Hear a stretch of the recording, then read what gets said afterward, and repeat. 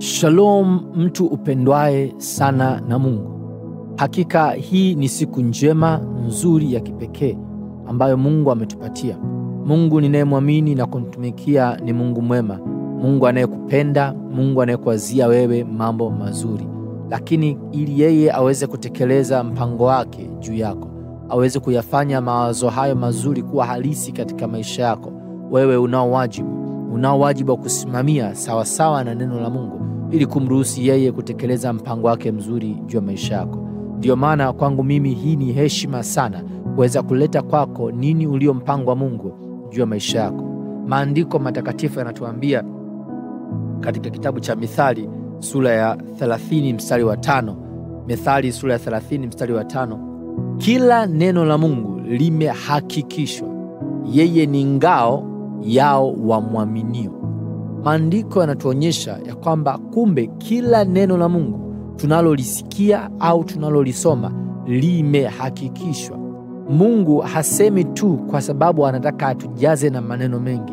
Hapana, yeye anasema yale ambayo ana uhakika kuwa ndivyo yalivyo. Na vivyo hivyo yanapokuja kwetu sisi, hayaji tu kwa sababu yamebahatishwa. Hapana, ni kwa sababu amejua kuna tatizo fulani au changamoto fulani tunayo na yeye anataka aitatue. Ndio maana hulituma neno lake. Neno linasema katika Zaburi 107 mstari 20, yeye hulituma neno lake nalo hutuponya na kututoa katika maangamizo yetu. Hiyo ni kuonyesha kuwa neno ambalo Mungu analituma ni neno ambalo amekusudia kusema na wewe kwa wakati husika, iwe ni kwa kulisoma au ni kwa kulisikia kupitia vinywa vya watumishi wake.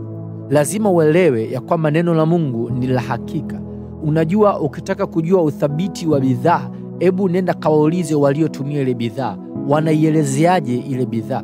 Tukirejea katika Biblia tutagundua kila mtu aliyelitegemea neno la Mungu alipata matokeo mazuri.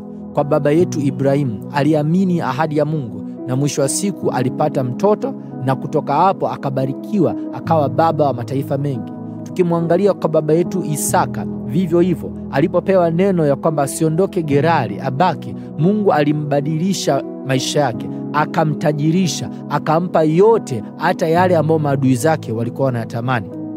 Tunaona huo ulikuwa ni mwisho mzuri kwa sababu neno lilisimamiwa. Tukiangalia kwa baba yetu Yakobo, tunaona alifanya kazi kwa Labani mjomba wake kwa muda mwingi, lakini kwa sababu neno lilitamkwa juu yake kuwa yeye ni mbarikiwa, Mungu alimbariki, akamtoa kutoka kwa mjomba wake na akampa vya kwake mwenyewe na uzao mkubwa. Kila mtu tunayemwangalia katika Biblia aliyesimamia neno la Mungu alipata matokeo mazuri. Hii ni kuonyesha ya kwamba kama neno lilifanya kazi kwa wengine, basi litafanya kazi na kwako. Ndio maana Mungu anatuhakikishia ya kwamba neno lake limehakikishwa. Halijatamkwa tu kwa ajili ya kutufurahisha. Hapana, limetamkwa kwa sababu lina kusudio na litafanikiwa katika lile kusudio. Sijui ni changamoto gani ambayo unakutana nayo sasa.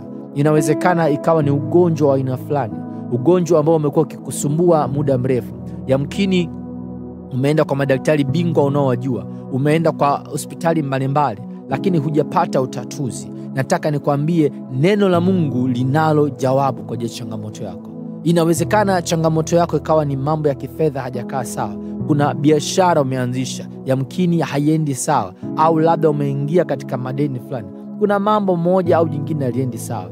Neno la Mungu lipo kukusaidia. Kazi yako wewe ni kusoma neno la Mungu, kisha kusimamia hilo neno la Mungu katika kudai haki yako katika maombi. Ni lazima usome neno la Mungu. Ni lazima usikilize kile ambacho Mungu amesema na wewe. Kisha baada hapo upeleke hoja zako katika maombi. Hapo umefanyia kazi neno, na ninakuhakikishia ya kwamba umemruhusu Mungu ahusike katika changamoto yako, na yeye atakupatia utatuzi wa kila hitaji ulilonalo.